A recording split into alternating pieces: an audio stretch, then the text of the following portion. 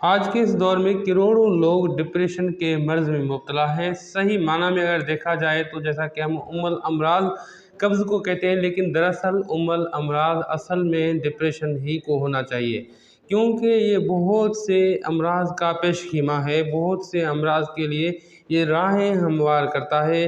یہ ایک خوشحال سی زندگی کو جس کو لاحق ہوتا ہے اس کو تباہ و برباد کر دیتا ہے اور بہت زیادہ متاثر کرتا ہے۔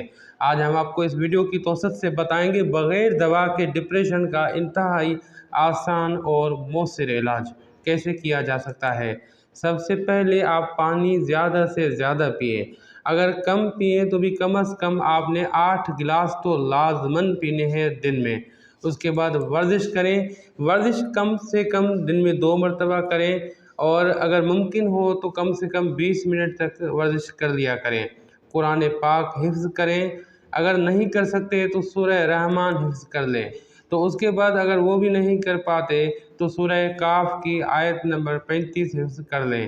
بہت اچھی طرح سے اچھی کتابیں پڑھیں، اپنی زندگی کے اچھے واقعات ڈائری میں لکھتے رہیں، جس سے بہت اچھی طرح سے آپ کے ان تجربات سے آپ کو فائدہ ہوگا۔ اچھے دوستوں سے رابطہ کریں، چہل قدمی لازماً کریں، ہر دن صدقہ دیں، اور یہ سوچ کر کہ اللہ رب العزت نے سانسوں کی مہلت اس لیے دی ہے کہ آپ سے وہ اپنا کام لے رہا ہے اور آپ اس کے سپاہی ہیں، اور یہ ایک بڑا اعزاز ہے۔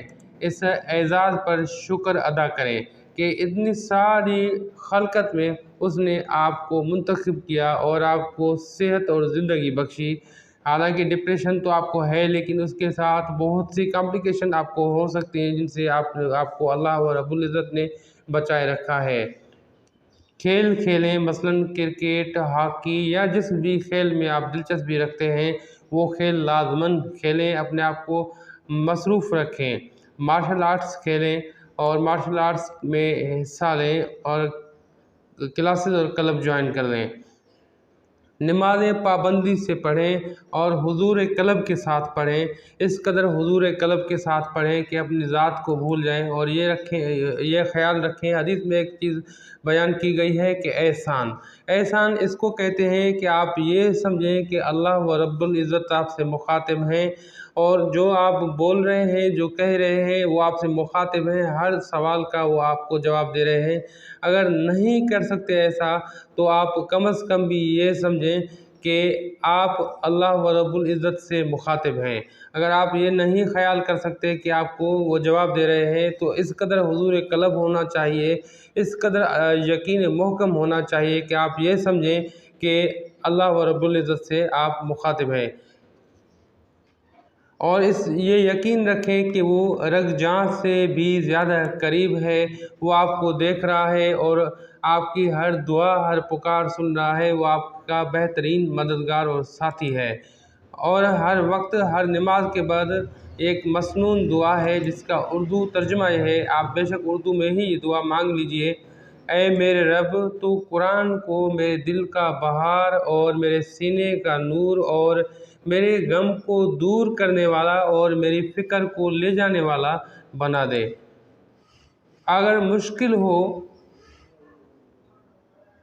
تو پھر یہ کیجئے کہ آپ 2 رکعت نماز تو پڑھ سکتے ہیں آسانی کے ساتھ، مسجد چلے جائیں اور اچھی طرح سے وضو کریں، اور اب 2 رکعت نماز ادا کریں، پھر بیٹھیں، سانس آہستگی سے اندر کھینچیں اور کہیں الحمدللہ۔ اپنے سینے کو اور دل کو اللہ کی حمد اور یاد سے بھریں اور سانس آہستگی سے چھوڑیں اور کہیں اللہ اکبر۔ ہر پریشانی، ہر غم، ہر دکھ، ہر تکلیف، ہر فکر سے بڑا اللہ ہے، وہی مشکل کشا ہے، اس کے آغوش میں سہارا ہے، وہی رگ جاں سے قریب ہے۔ انشاءاللہ ہر دکھ اور ڈپریشن دور ہو چلا جائے گا، اور الحمدللہ کے ساتھ اللہ کا نور مایوسیوں کے اندھیروں کو دور کرتا چلا جائے گا، اور آپ کی ڈپریشن ہمیشہ کے لیے ختم ہو جائے گی۔